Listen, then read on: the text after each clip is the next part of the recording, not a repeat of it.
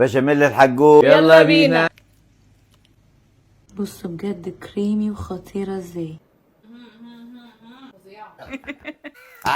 اول حاجه هنعصج اللحم، شويه سمنه حلوين كده، كمية براحتكم.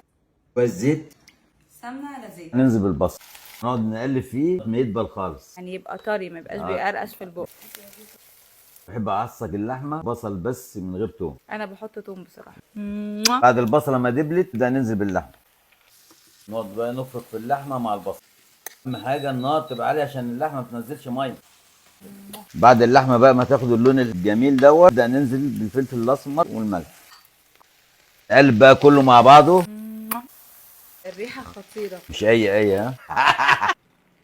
نقلب من تحت لفوق. اوبا اوبا، ما شاء الله. خطيرة. جه بقى الاهم مرحله البشاميل. يلا بينا. فين يا جماعة بابا بيعمل اسهل بشاميل في التاريخ، في 5 دقايق بيخلصها، معرفش ازاي. الموضوع بسيط، انتوا مكبرين. ادي ازازه اللبن وادي الكيس البشاميل. وعلى فكره المره دي مش هحتاج احط جبنه، النوع ده نسبه جبنه اصلا اسمه خلطة بشاميل كريمي بالجبنة، يعني هو اصلا فيه تشيز باودر، مش محتاج ان احنا فعلا نضيف له جبنة.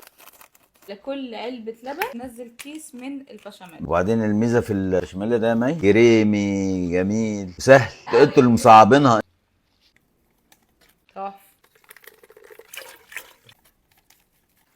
على فكره ولا بزود ولا ملح ولا فلفل ولا اي حاجه، بس كيس مع ازازه لبن وخلصنا على كده. ولا مرقة ولا اي حاجة. ولا شيء. جميل السهولة، ازازة لبن وكيس بشاميل، خلصنا. خطيرة. عشان من ايدي بس. قلبي انت.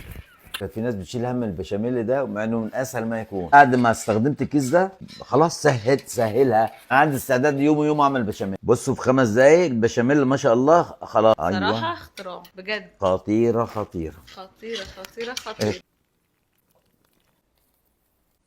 نقلب البشاميل مع المكرونه مع بعض. الله ينور يا ابو منير. تحفة نزل بقى شويه بشاميل. تحفة تحفة تحفة. اوبا، فظيعة. يلا بينا ندخلها الفرن.